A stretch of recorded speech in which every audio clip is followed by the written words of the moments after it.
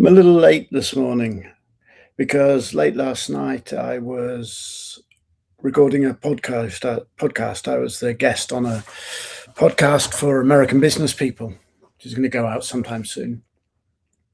We were talking about what actors know, what performers know, particularly my own approach to ensemble and self with others, which I've developed as a performer and a teacher of performers, and how that applies in the business world. It's one of my current real areas of interest is what performers know.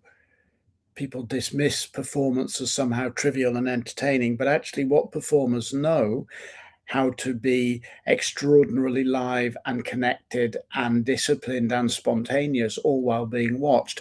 Those are pretty profound, deep level skills. So we had a great conversation. I'm really looking forward to listening back to it when it's edited. But at the end, the host asked me a question that was really just a sign-off question. Any last thoughts? And it was interesting what came to me. I said, yeah, however you choose to structure and run your business, align it with what it is to be human. Work with what it is to be human. Now, we were talking about people who run small businesses. So I was giving the example of a human is not a unit of resource.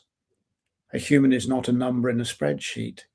No human really thrives sitting 8 hours at a desk doing menial or repetitive tasks. If you want your business really to thrive, align it with the needs of a human. Reminded me of one of the marketing organizations I'm connected with, or people I'm connected with, Tad Hargraves of Marketing for Hippies. I don't really I don't apply the methods that he talks about because I don't quite apply in what I'm doing. But I'm really interested in the integrity with which he speaks and the way that certainly it seems as if he lives the purpose that is embedded and embodied through his business. He signs off all his emails, stay human. I hadn't thought of that when I was talking, but then this morning I woke up and went, yeah, there's a connection there. Stay human. If you're running a business, aligning your systems with what humans need. A colleague of mine is doing work on menopause, how to ensure that as women go through the menopause, they are able to retain their employment because the systems work with the reality of what it is for them to be human. Some areas of the world, there's strong movements towards menstrual leave, period leave. Again, quite right, aligning with the reality. Also, understandings that sometimes people are really valuable employees. And also part of their value is the fact that perhaps they struggle with ups and downs, with mental health issues, with physical health issues. Aligning your systems with what humans need rather than insisting that humans align to your systems. And of course, most of us, or many of us at least, are in one way or another self-employed. I'm a one person doing my stuff.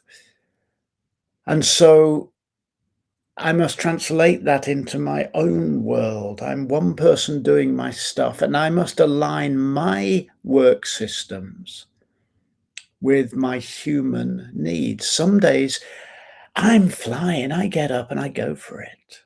Feels great. Other days I really struggle. Some days I can work 12 hours. Some days I can work 4 hours. Some days I can't work at all. Some days I feel like I can tackle something really difficult, some days not. That doesn't mean I get to do what I want, because you see, one of the things that performers know is how to deliver a structure, whether that's a script or a choreography or a piece of music, while also aligning with what it is to be human.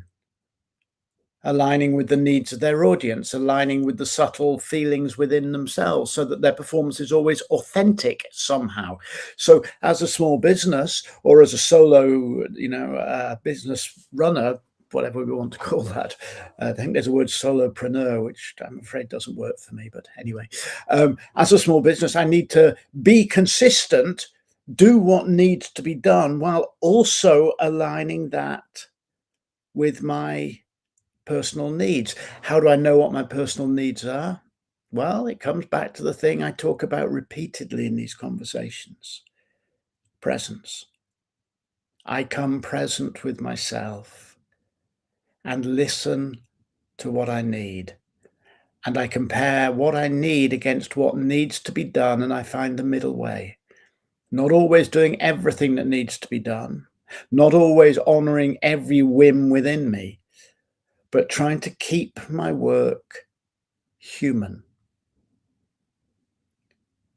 If you cannot keep your work human, or if you run an organization and you cannot make it possible for the structures in that organization to serve what it is to be human, then you are contributing to an inhuman world. And we have created an inhuman world. Let's realign.